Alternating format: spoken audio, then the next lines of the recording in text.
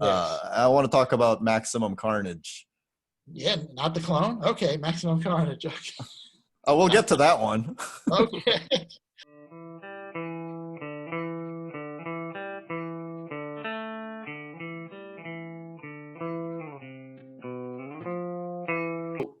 Getting back to your experiences as an editor, Okay. how was it? Like, what is the process like pairing up a writer and an artist? Like, how do you know they're the right fit? Well, you don't always know, but that's sort of part of what you get paid for as an editor, is having a gut feeling about things. I mean, look, sometimes you just, you have books you need to get out, and you hire whoever is available. But ideally, you say, well, this person would probably work well with that person. Yeah, Is it a matter of style or a personality thing? I guess you try to figure out what's appropriate for the character first. Mm-hmm.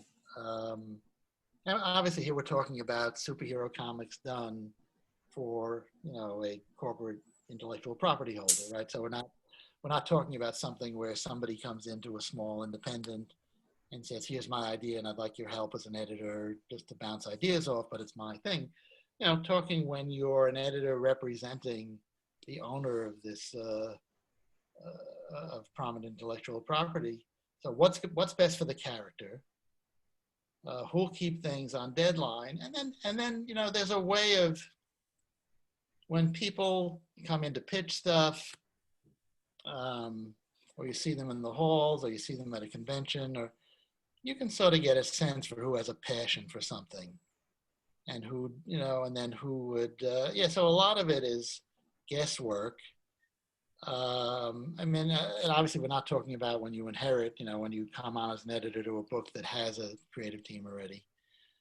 Yeah, there's a lot that goes into it, but you can sort of just, and will people work well together? I've had times where I thought people would, and it worked out, and other times where I thought they wouldn't, it didn't. I mean, probably the best situation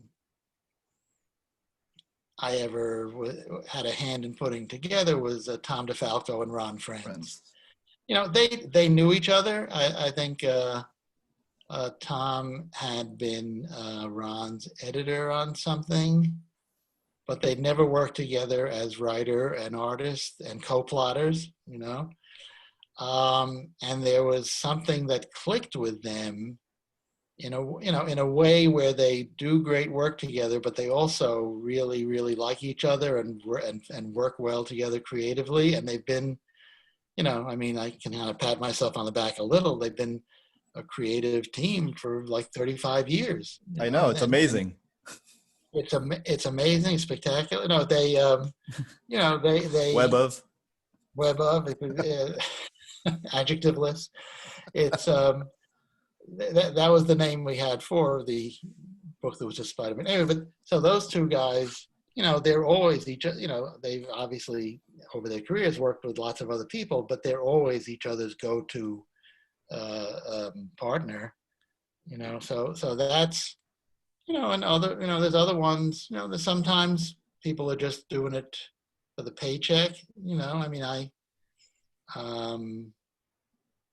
I've had Steve Ditko drew a couple of my stories. I didn't discuss them with him at all. I discussed them with the editor, and Steve drew them, and I scripted them.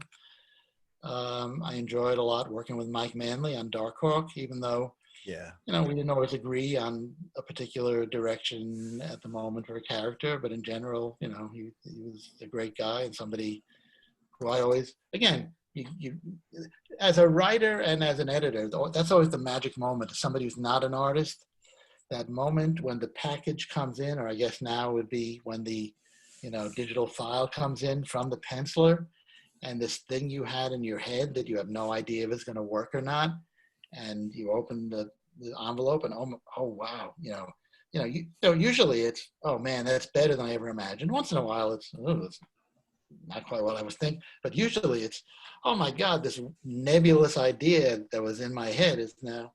So I loved working with Mike.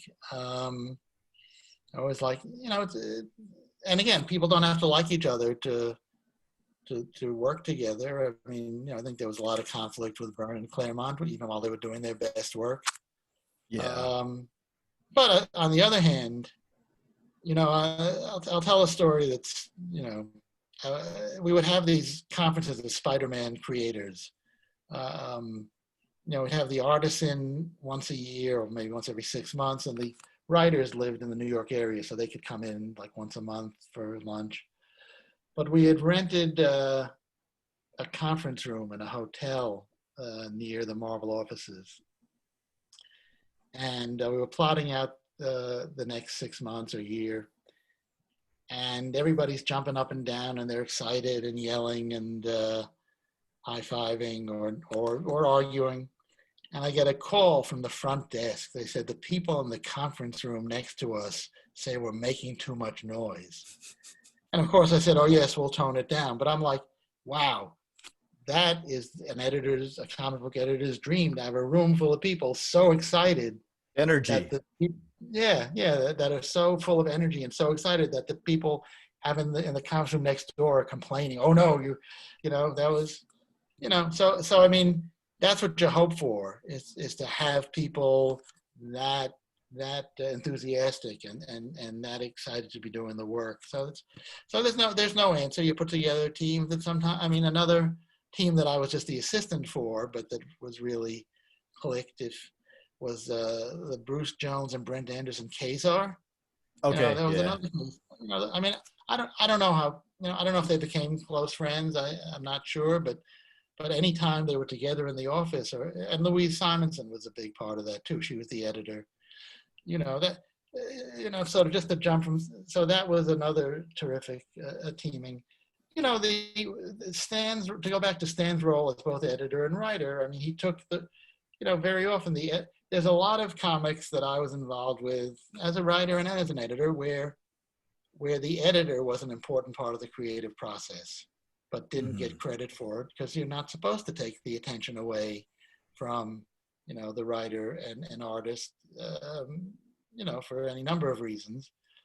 But the chemistry between the writer and artist often has to do with the chemistry with them and the editor as well. Even if the editor gives the illusion of not doing anything, not doing something is a decision and is a way of having input. So here's you came back in late 1990.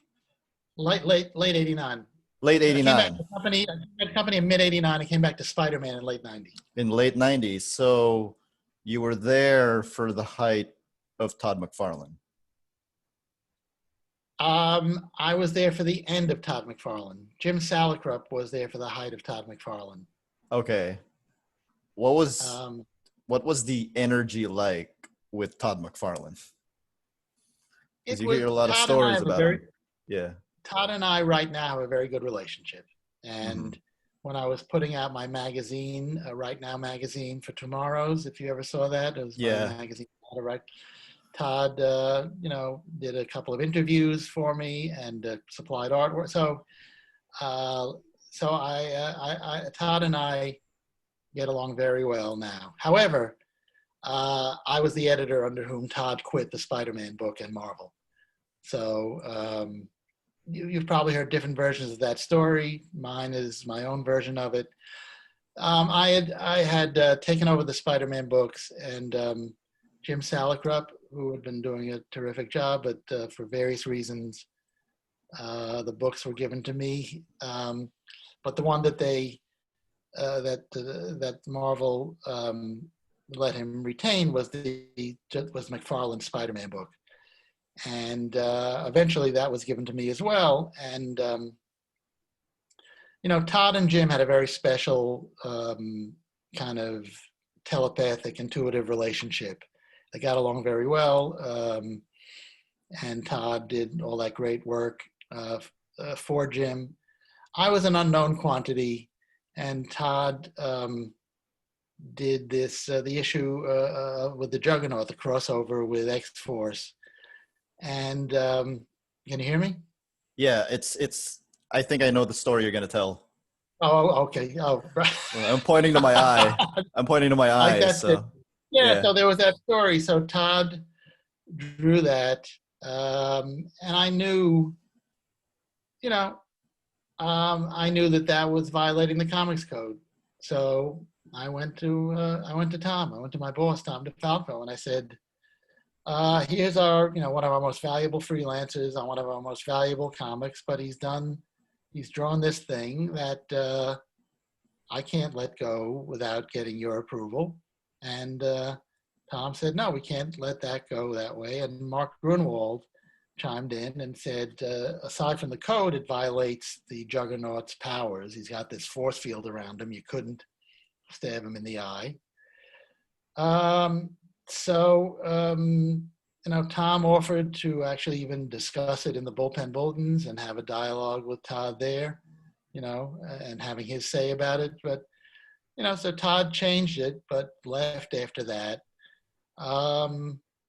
So that was my only real professional dealing with Todd. I always appreciated he never made it personal about me. He never, he sort of always couched it in pretty much any interview I've seen with him as being about the comics code or Marvel or even Tom, although he doesn't name Tom. So, so that was the extent of my working with Todd. So that's sort of a classic thing, right? This is a classic editorial decision, kind of similar to what we were talking. Okay, here's this highly creative, highly passionate, highly valuable freelancer. Here's my job, which A, I have to do, and B, I don't want to lose. So what do I do? Right? Yeah. And I'm not, and I wasn't Jim Salicrup. I wasn't the guy who had given Todd a number of significant breaks, and maybe Todd would have felt he owed Jim a favor. Who knows what, but it wasn't any kind of relationship at all. I literally worked with him on that one issue, and and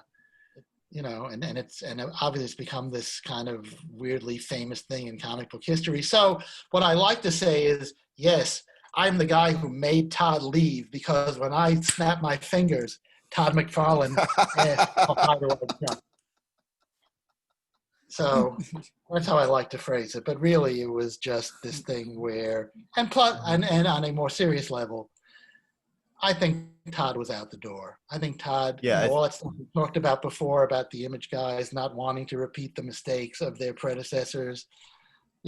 I think Todd knew that I think Todd's a natural born entrepreneur, and Todd knew what he wanted to do and knew he was leaving. So maybe he would have left 2 months later or something if that hadn't happened. But I think the idea for Image or something like it, and the idea of going and being his own boss and taking as many other people with him as he could, I think that was there. So it's interesting that Mark Grunwald said that, because he still gets stabbed in the eye off screen. He does. Well, I mean, you make a good point. Yeah. Well, I think the answer to that, of course, would be, and you probably thought this even as I said it, like, well, who the hell knows what kind of power that I forget that guy's sword has, and how that would affect him.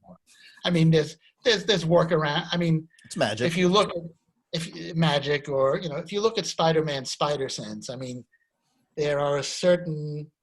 If you look in the Universe Handbook, or if you look on, whatever the equivalent is, I guess the equivalent now is the Marvel Universe Handbook.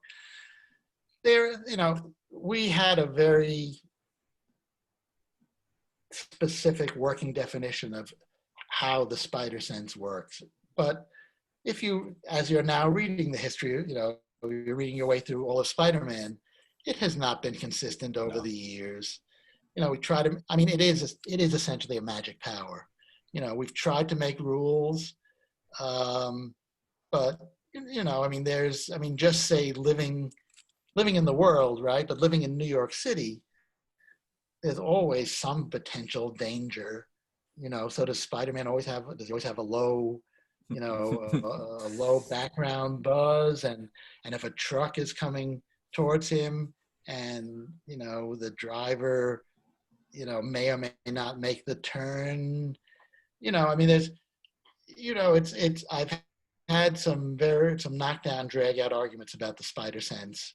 but and we tried, and I assume they still try to keep it consistent, but it's, so the thing with, right, so what you say, yes, we had, I guess that was the compromise. You'll forgive me since it's like 29 years ago. I don't, I guess the compromise was that we would have it, we would violate the universe handbook rule, but not the comic code rule. I just finished this issue where he uses his spider sense to make his way through a maze, and I'm like, the spider sense has never worked that way. It actually, if you go back to Ditko, I think it did. Oh, it did? I think, just like anybody else, I think Stan, I guess he liked the alliterative sound of the word spider sense, and he liked that Ditko drew those wavy lines. But I doubt that Stan had like a notebook that went, here's how the spider sense, like I said, especially when it got to the 80s and there was so many stories that we really did have to try to make things consistent. That's when Shooter and Grunwald especially said, let's make a handbook that tells people how these things work. But look, I bet you could buy this month's Spider-Man comics and find, however many there are, 4 or 5, you could probably find 4 or 5 different ways the spider sense is used. So is it safe to say the handbook was as much for the creators as it was for the readers? Oh, definitely. Okay.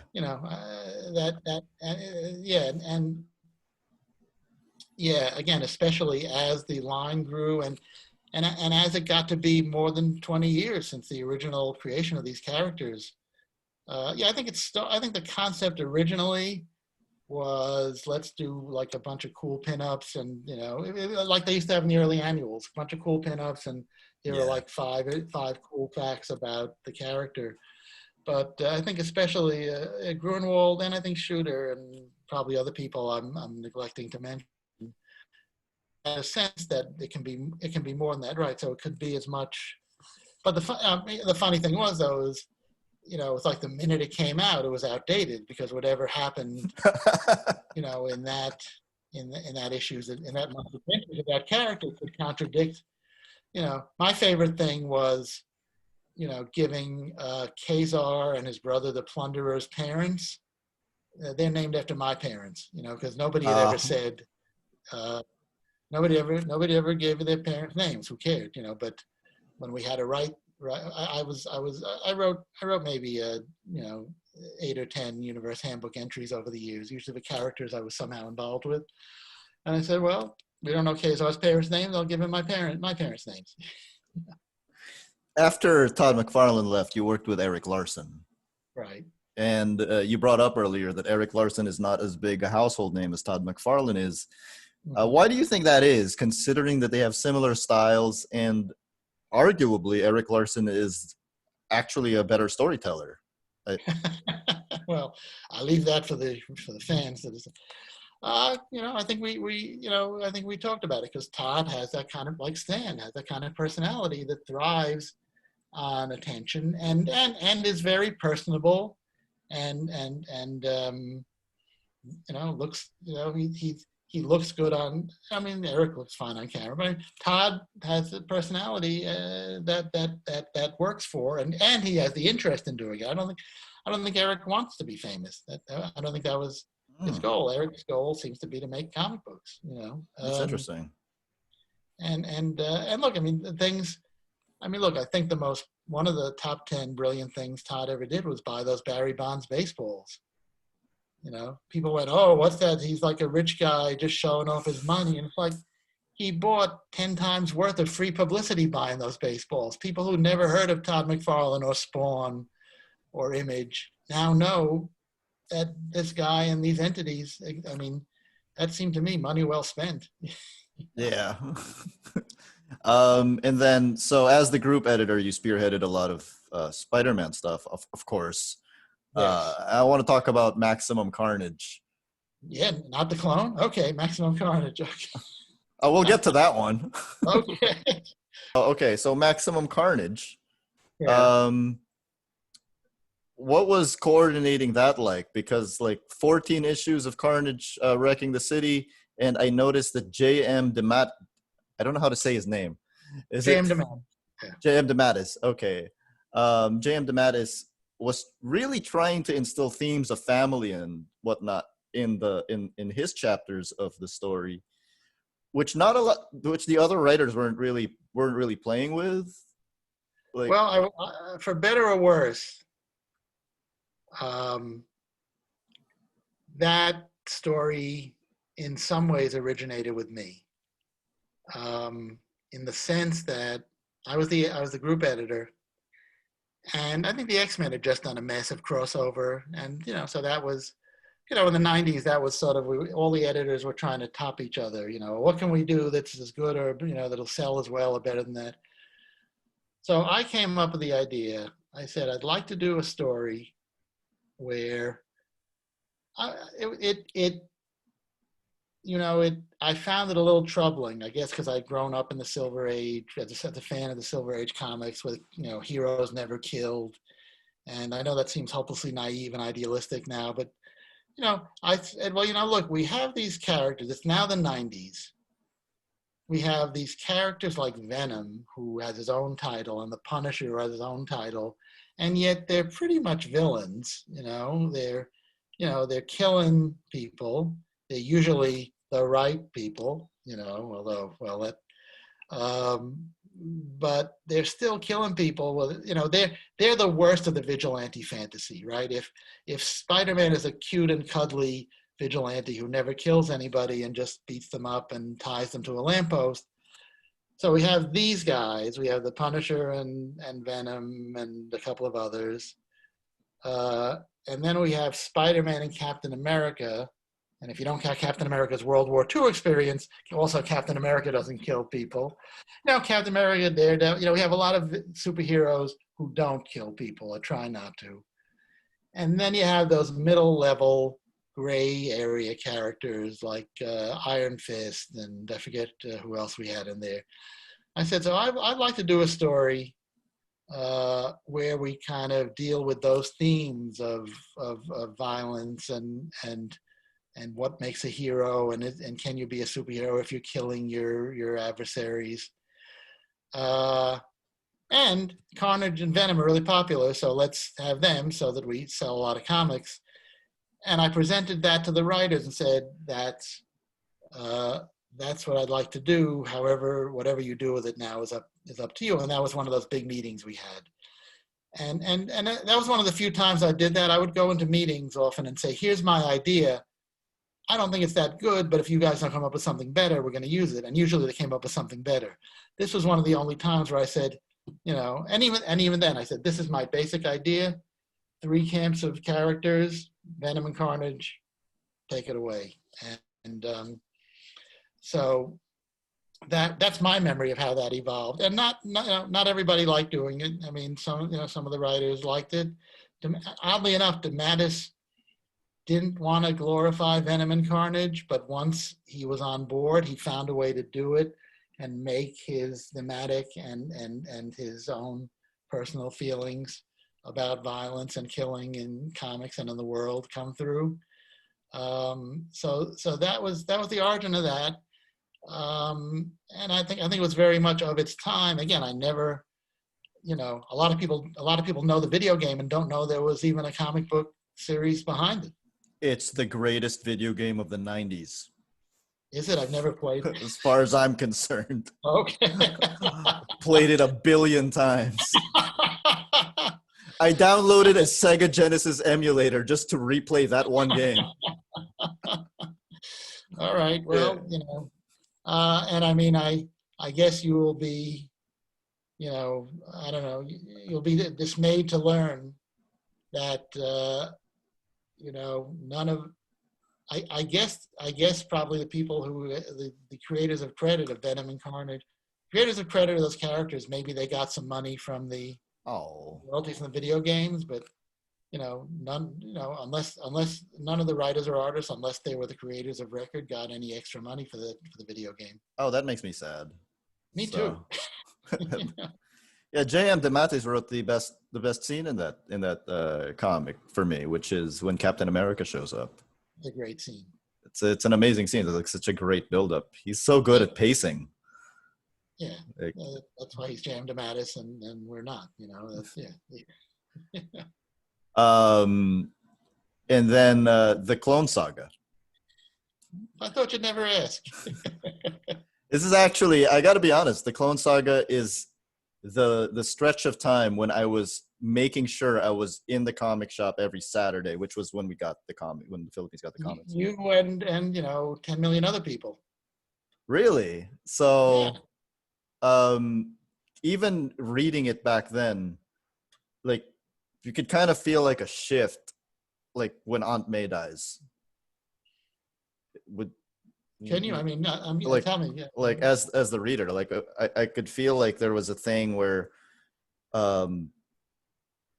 like I mean I've read a bunch of stuff about it, like about how marketing got involved, and I'd like to hear your thoughts on that. But it feels to me like when Aunt May dies, that's when things start kind of like there's talk about revealing who Kane is, like every 5 issues, and then it doesn't actually happen for like for a while. Every 5 issues, that's about a week's worth of issues. So what happened there? Well, what happened there is that story came out in the middle of a big corporate upheaval. You know what just happened to DC Comics recently with that whole thing with their, a lot of shifting and layoffs and staff changes. Yeah. Literally went on 2 weeks ago. Marvel had a similar thing. And I mean, you can read about this in a book called Comic Wars by a guy named Dan Raviv. And, it was a period of upheaval at Marvel corporate levels, way above, the company that owned Marvel. That was Andrews and Forbes. And that ended up filtering down to the editorial ranks. And so so right around the time of Aunt May dying, or Aunt May, as you more correctly pronounced it, but I'm from New York, so I say Aunt May, like Ant-Man. It depends on where I live. So when I lived in the U.S., I said Aunt May. When Aunt May died, spoiler alert, but she got better. When she died, that was around the time there was the big upheaval in the editorial ranks, in the whole company, but including the editorial ranks. And I was no longer in charge of the group. So I wasn't. I had the title, I had the same salary, but reality shifted around me, and suddenly I was even though before I'd answered to DeFalco and even to Grunwald, this was a whole other thing. And without naming names, it became, there was a different sensibility, and outside of editorial, there was a sensibility in the company where the marketing department really took over. And because the Clone storyline was so popular and selling so well, they insisted that we stretch it out. And then in the middle of all that, then we had everything going on with the different fanzines and people prejudging it and declaring comic professionals declaring it like heresy, as if they had never written or drawn or read a comic book, as if things couldn't be changed 100 times, which they were. But I felt it necessary for the sake of my career and my sanity to leave Marvel. And so in the middle of that is when I was offered a job by a guy named Byron Price, who was taking one of the first forays into digital comics. It was so new. Yeah. It was a venture called Virtual Comics. And I brought a lot of people from Marvel over there, Louise and Fabian and Ron Lim and Jimmy Palmiotti and Stan. Stan actually had a relationship with Byron. And so I was working with Stan again, or still, because I've been working with him all along on various projects over the years at Marvel. So I can't really, say, much about what happened after early 1995, but despite the fact that there were many people outraged about the Clone, it sold like crazy. And people, when Marvel had the meeting announcing this big restructuring that you may recall was known as the Marvolution. Yeah. When they had the meeting in the restaurant across the street from the offices to announce it, the thing that they the slide that was on the slideshow that was telling everybody how great things were going to be, and what Marvel's proudest thing was Ben Reilly. Really? Ben Reilly's costume, yeah. That would not the X-Men, not the Hulk, not Iron Man. It was Ben Reilly, and I have to say, I mean, yeah, that's the guy. And I didn't. I mean, I'm not an artist. I didn't design that costume, but the idea for that was mine also. The idea that it would be sort of a makeshift costume, and he would take a sweatshirt that he found in the Museum of Natural History for a spider exhibition. So mhm. obviously that ended up being Tom Lyle, the late and much missed Tom Lyle. But Tom designed that, but that was based on, me saying let's have it be like a cut-off sweatshirt. I'm glad you Uh, said that because a lot of fans think it was designed by Stephen Butler, who I love. I love Stephen Butler's work, but but but not not at everyone all. knows it was Tom Lyle. With Lyle. What's funny, it's like people think that the black costume was designed by Rick Leonardi, It's Mike because Zeck, right? it was Zick, but Yeah. there's a drawing that gets but Leonardi was one of the first to draw it actually in practice. Mm-hmm. I think the stories, we had those teaser stories while Secret Wars was coming out, and so Leonardi, there's a sketch Leonardi did where he modified it a tiny bit, and there's a note from him saying, "Danny, what do you think of this?" And that gets reprinted a lot, so people think it was Rick, and not taking anything away from Rick, who's brilliant, but yeah, it was Zach who designed it. So it was a very well received storyline, right? Like, The Clone Saga. yeah. Yeah, it look, we knew it'd be controversial. Look, I went to one of those meetings, and again, same thing. I came in with an idea that was not brilliant. I came in with an idea that actually they ended up using years later, or a version of it. Not that anybody, I think it was something so obvious that it was many costumes of Spider-Man, which was based on like an old Batman story from the 50s or 60s, where Batman has 5 different colored costumes. So anyway, Slingers. I guess that was Slingers. Yeah, you're right. But again, I think that was based on Batman, and the Batman thing was probably based on some pulp story from 40 years before that. But the Clone Saga. Wait, so how did I get off on that tangent?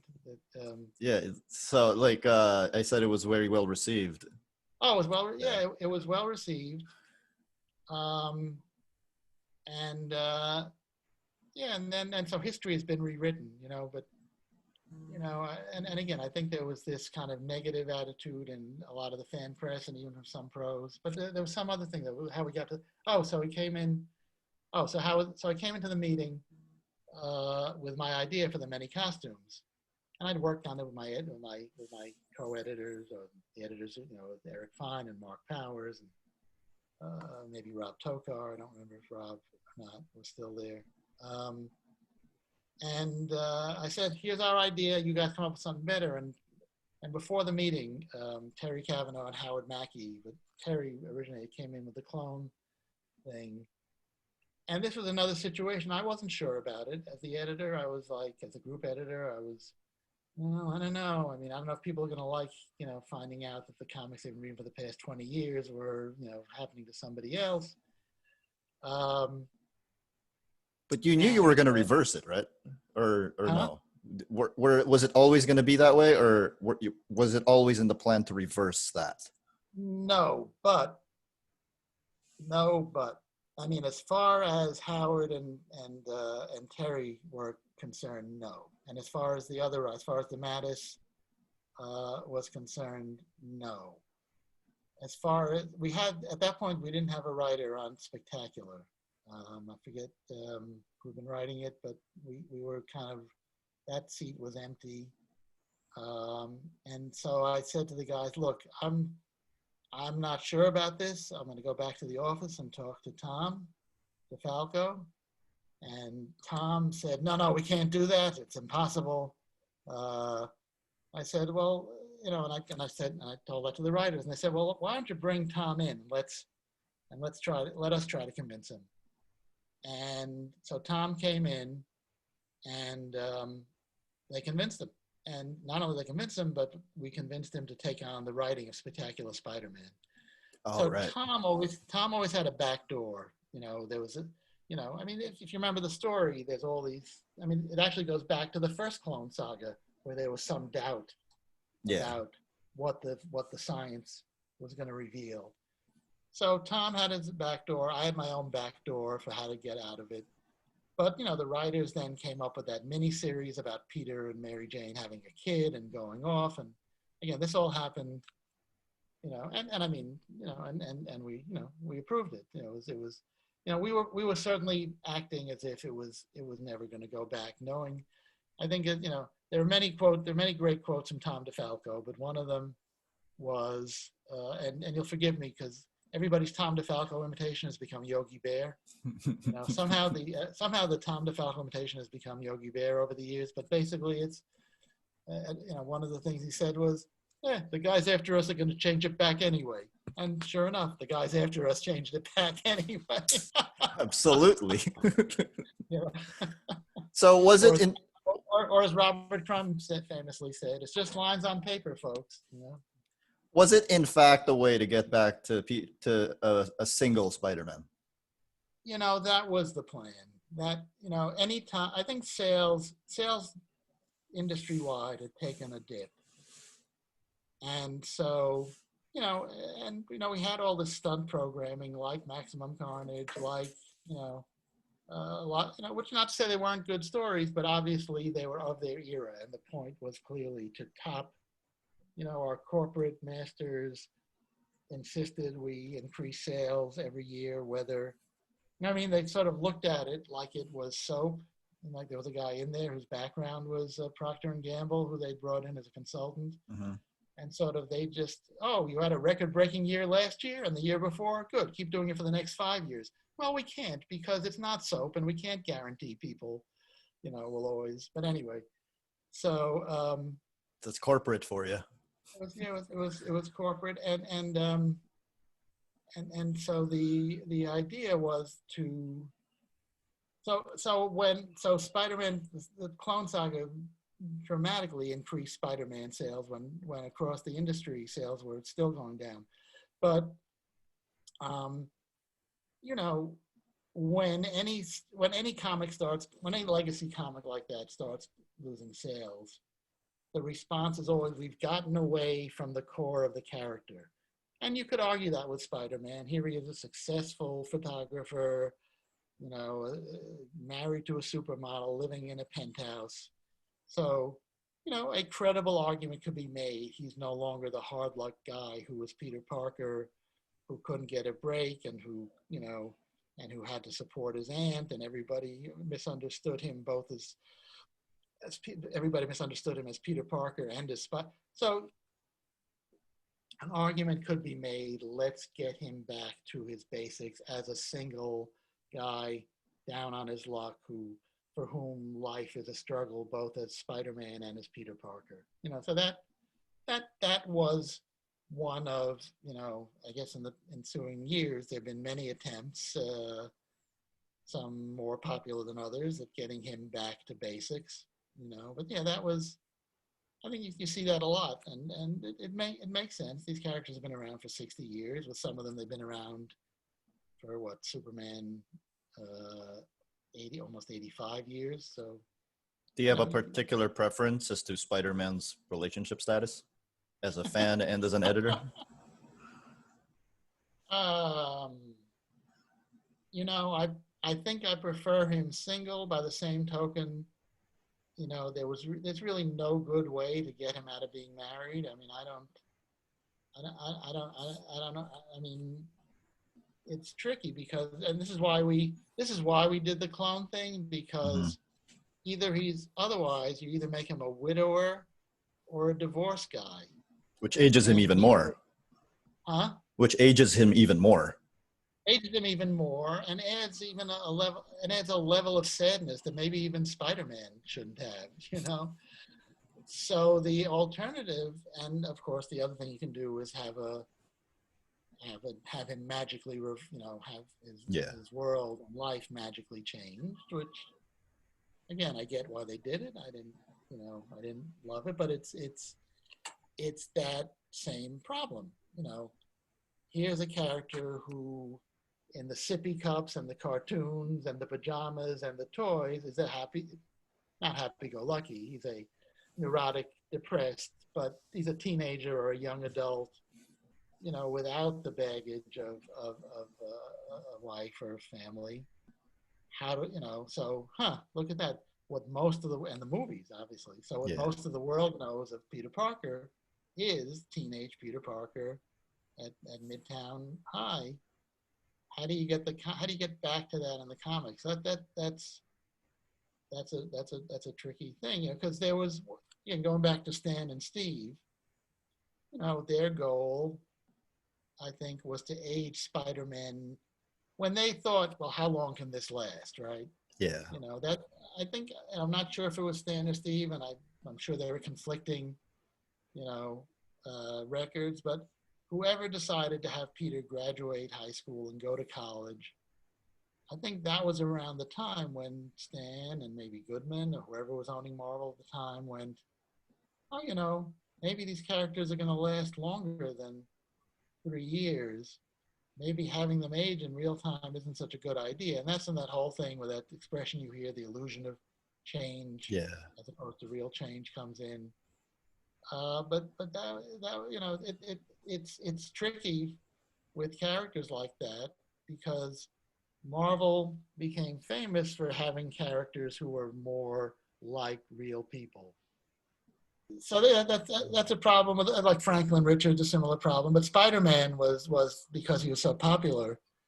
So that's always an issue.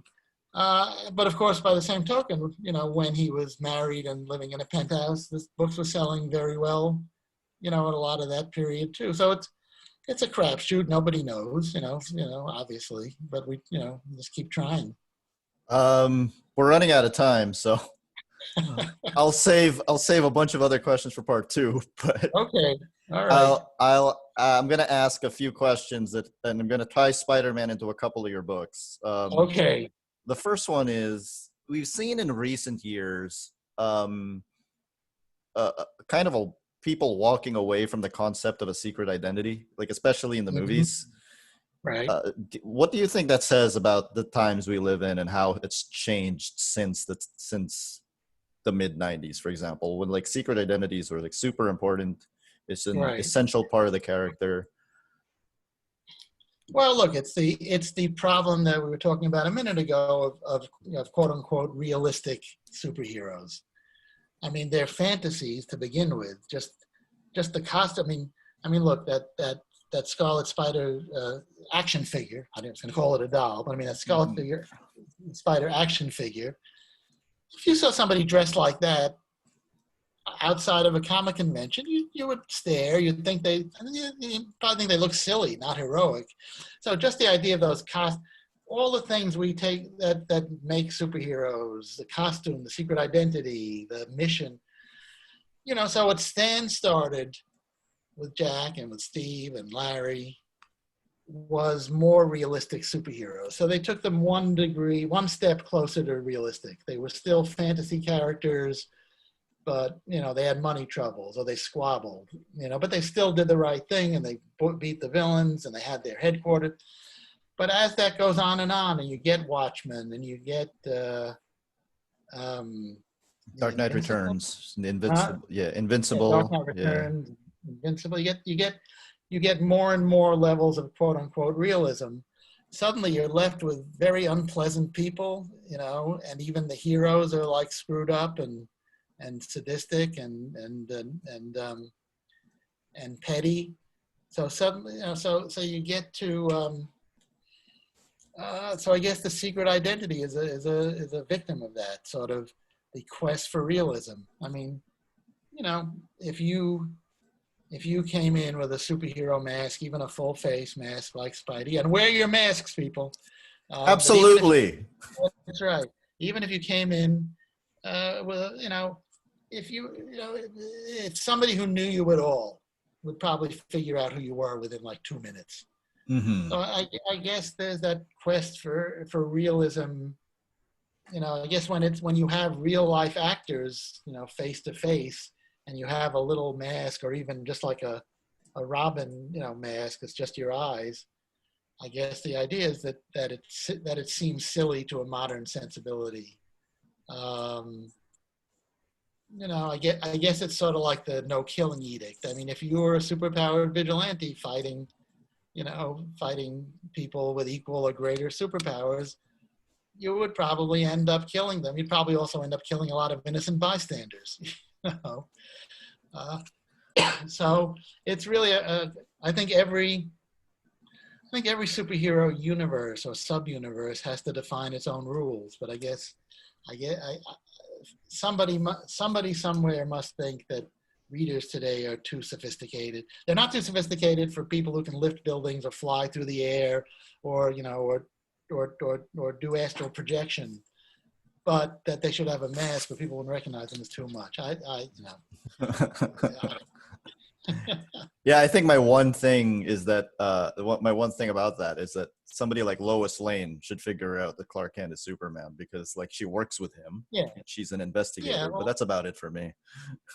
Right. Yeah. Well, look, the Secret Identity is goofy. Yeah. On any number of levels, but it's kind of whatever, like opera or something. Yeah. They were just sort of, people don't, or musical comedies. I mean, people in real life don't generally break out into songs that explain who they are and why they're doing what they're doing. I was watching Batman 1966 the other day, and I'm like, one of the most brilliant things about it is how obvious it is that everyone is who they are, and then they just play it straight that they don't know. Like it's just brilliant. So anyway, I have to go back and look at those. My next question is kind of a loaded one. Okay. Again, it relates to another one of your books. Okay. Is Peter Parker Jewish? I think he kind of is, but it's hard. Even though I was an editor who had him going to church one time, I didn't think it was. I wrote a book called Disguised as Clark Kent: Jews, Comics, and the Creation of the Superhero.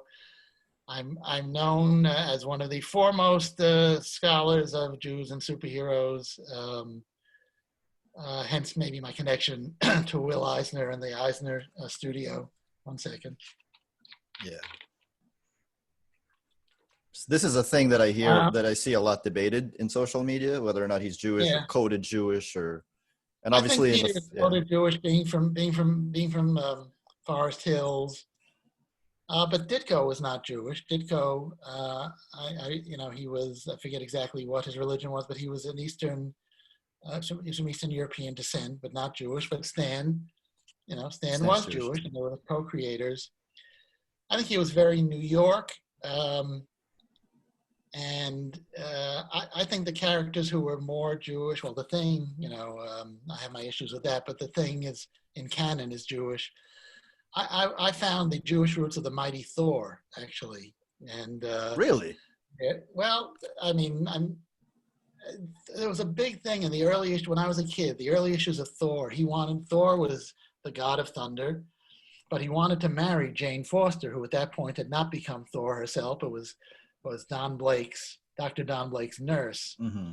And Thor wanted to marry this mortal girl, and Odin, drawn very much looking like a biblical Moses figure, in thunderous tones, forbids Thor to marry Jane Foster. And they have and it wasn't just a subplot in one issue or two issues. It went on for months and years. And then Thor brings Jane to Asgard, where Odin gives her superpowers, which is sort of like having her convert or something. And it becomes a fiasco, and nothing good comes of it. And Odin sends her back to Earth, where she meets another doctor, right? Because I guess that's who looks exactly like Don Blake. Who looks exactly like Don Blake, but is not crippled, is not disabled, and he introduces Thor to a nice Asgardian girl named Sif. Mm-hmm. Just that seemed to me to have more the subtext of Lee and Kirby, and Stan came. I'm finding out more and more, had a very kind of New York Jewish background, not particularly religious, but a very kind of a culturally and ethnically New York Jewish background. And he married a Presbyterian woman from England, whereas Jack Kirby grew up Jewish in Brooklyn and Lower East Side, marries the Jewish girl next door in Brooklyn, and they both were very happily married for decades. So that to me is like the essential Marvel dialogue and tension and sort of the Jewish subtext. I think you could make an argument for Peter Parker, but I mean the guilt could just as easily be Catholic guilt as Jewish guilt over Uncle Ben and over how Aunt May is treated. So I don't think it's an argument without any background or any coding, but oddly enough, I found more in Thor, and some other characters. I think on Amazing Spider-Man, at least, with the exception of Jerry Conway, from Stan Lee to, I'm not sure if Roger Stern is Jewish. Stern is not. Stern is not. Okay, so from Stan Lee to Marv Wolfman, Stan Lee, Len Wein, and Marv Wolfman. So with the exception of Jerry Conway, they're all Jewish. So Denny O'Neil was not. Roy Thomas was not, or is not. I don't think. Oh, I forgot about Roy Thomas. Roy Thomas was in there somewhere. Sorry, I'm sorry, Roy. Well, look, on the creative side, it was a very Jewish business. I think that's less and less true. Of course, J.M. DeMatteis is half Jewish, so and I think often identifies as Jewish. So, yeah.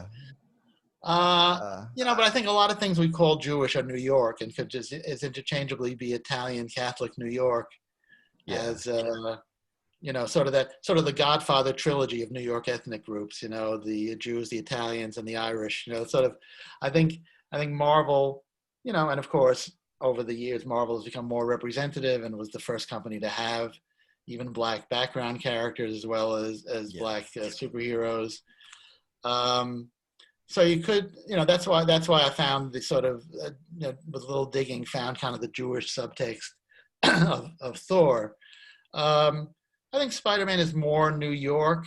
I think even the Fantastic Four, even before the Thing was revealed to be Jewish, had a more, they had Irving Forbush. They had just what seemed like almost more of a Mad, if you look at Mad Magazine, which was staffed by these smart-ass Jewish guys, like Stan and Jack, the first generation American-born children.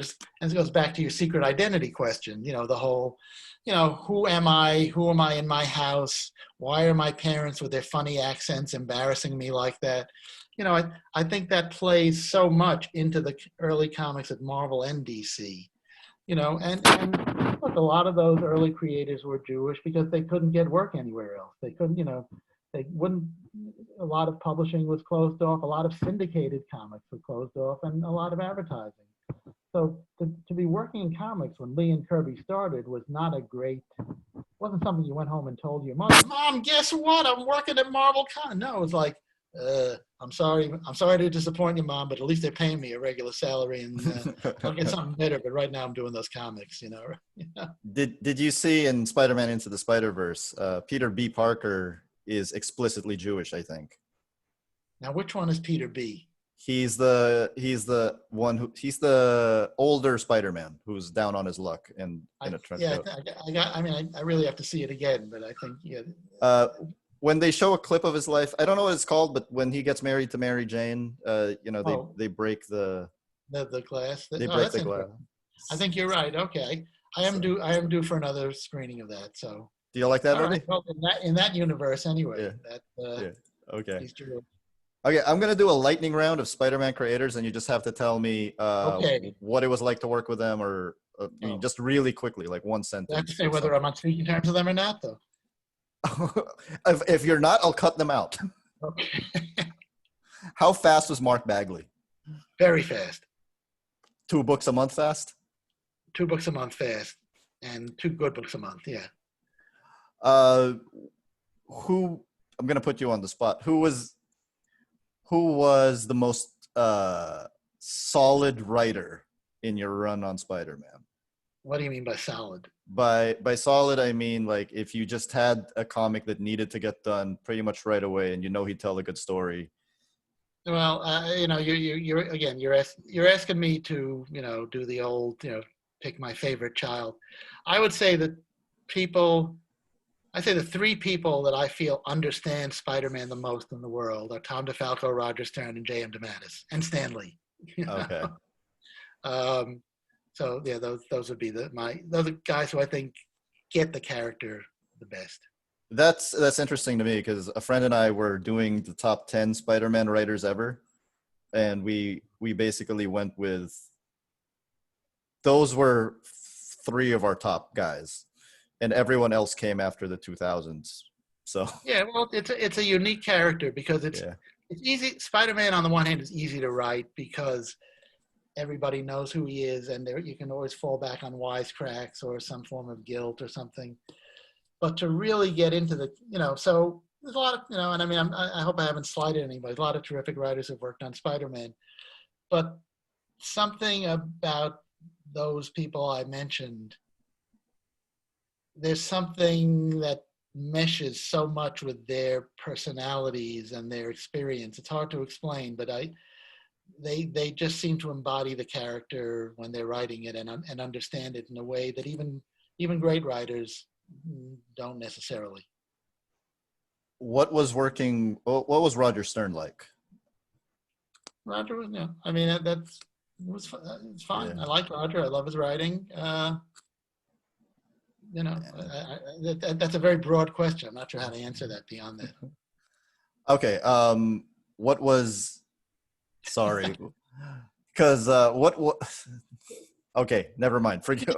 For me, these are the hardest questions. That what was blah blah like because they were. Yeah. I'm sorry, but to go on with the lightning round. Is there a particular writer or artist that you tried to get but you didn't get, and you wish you got? For Spider-Man? Yeah. Probably, but it's a long time ago and I can't remember. I always thought I'd like to see Philip Roth write a Spider-Man comic. That would be interesting. Years later, Marvel actually did get some, quote unquote serious novelists. I not that I can think of now. Is Somebody. Do you wish Stephen Butler did more Spider-Man comics?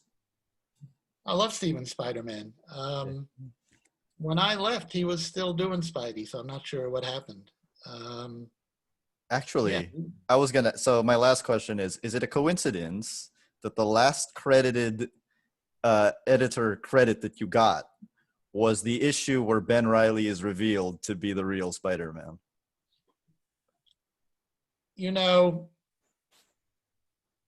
I think it is a coincidence.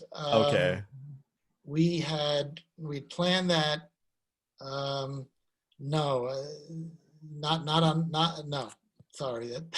I know that's anticlimactic. The way comics work is, it's an assembly line of sorts. So they're always in, you've sort of got a general idea of where one issue is going to go. Then, the plot for the next one. Then you have the script, or I guess the preceding one. You know what I'm saying?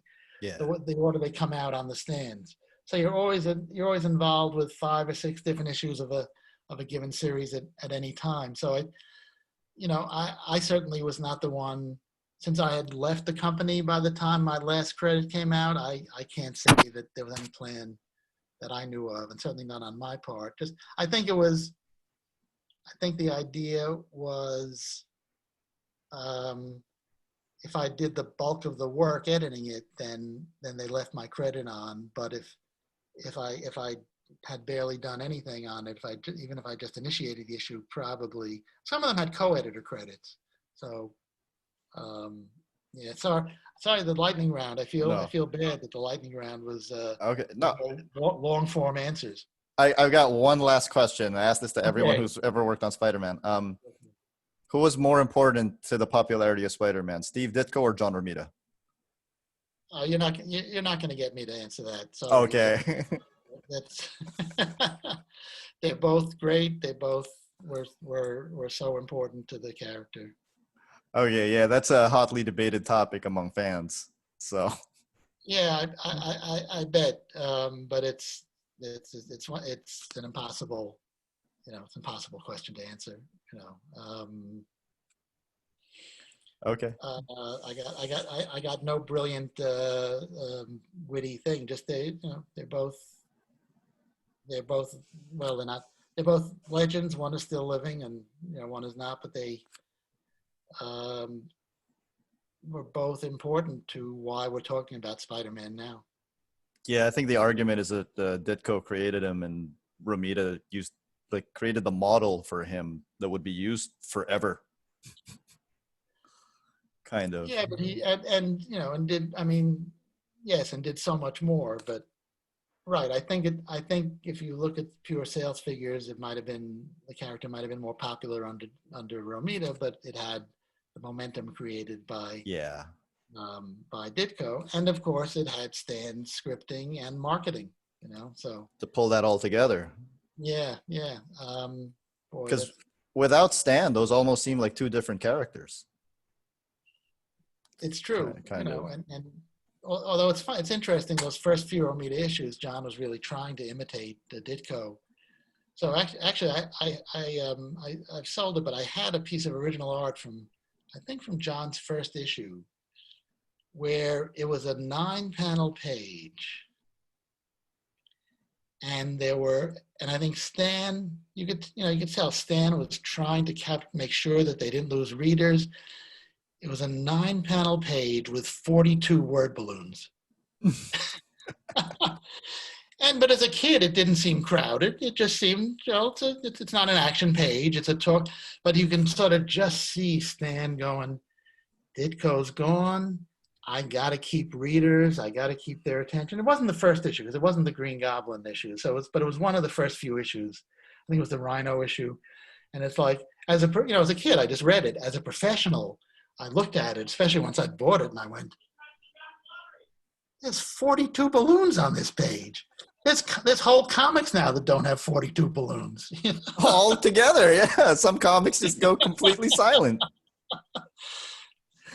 That's great. That's a great way to close this off. Thank you so much. So that ties together both. This was great fun. Thank you. Thank you. Of course, A Marvelous Life, The Amazing Story of Stan Lee.